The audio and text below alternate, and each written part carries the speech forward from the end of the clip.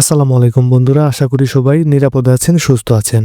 মধ্যপ্রাচ্যের চলমান উত্তেজনা এখন এমন এক পর্যায়ে পৌঁছেছে যেখানে অনেকেই বলছেন ইরানের আর পিছু হটার সুযোগ নেই। দেয়ালে পিঠ থেকে গেলে একটি রাষ্ট্র কতটা আক্রমণাত্মক হতে পারে সাম্প্রতিক ঘটনাগুলো তারও ইঙ্গিত দিচ্ছে।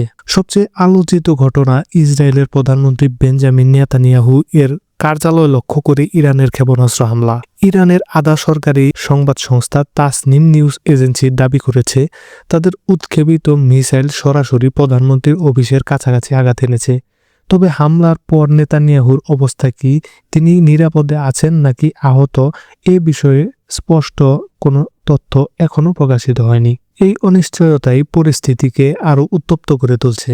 ইরানের বিপ্লবী গার্ড বাহিনী অর্থাৎ Islamic revolutionary guard corps IRGC জানিয়েছে তারা খাইবার নামের একটি ক্ষেপণাস্ত্র ব্যবহার করেছে। তাদের দাবি অনুযায়ী শুধু প্রধানমন্ত্রীর কার্যালয় নয়, ইসরায়েলি বিমান বাহিনীর একটি গুরুত্বপূর্ণ কমান্ড স্থাপনাও ছিল লক্ষ্যবস্তু। সংশ্লিষ্ট ভবনগুলো গুরুতরভাবে ক্ষতিগ্রস্ত হয়েছে বলে দাবি করা হয়েছে।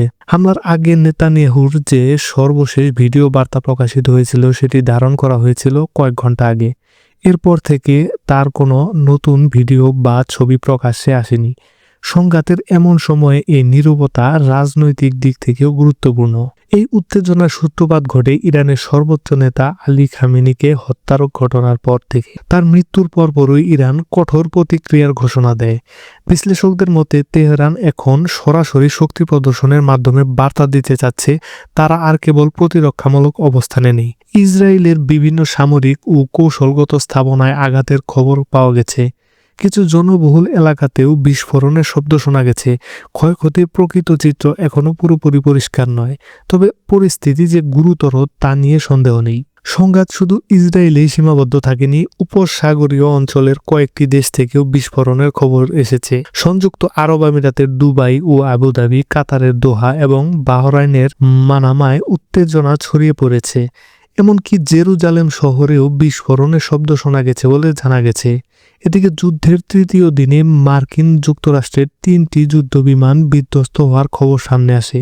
ঘটনাটি ঘটেছে কুয়েতের আকাশসীমানায়। ইরান দাবি করেছে তারা বিমানগুলো ভূপাতিত করেছে, তবে কুয়েতের পক্ষ থেকে বলা হয়েছে এটি ফ্রেন্ডলি ফায়ার বা অভ্যন্তরীণ ভুলের ফল।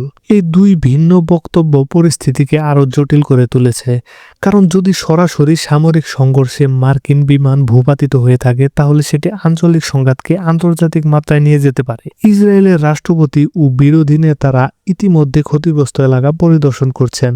রাজনৈতিকভাবে বিষয়টি বড় প্রভাব ফেলতে পারে, বিশেষ করে যদি প্রমাণিত হয় যে প্রধানমন্ত্রীর কার্যালয়ে সরাসরি লক্ষ্যবস্তু ছিল।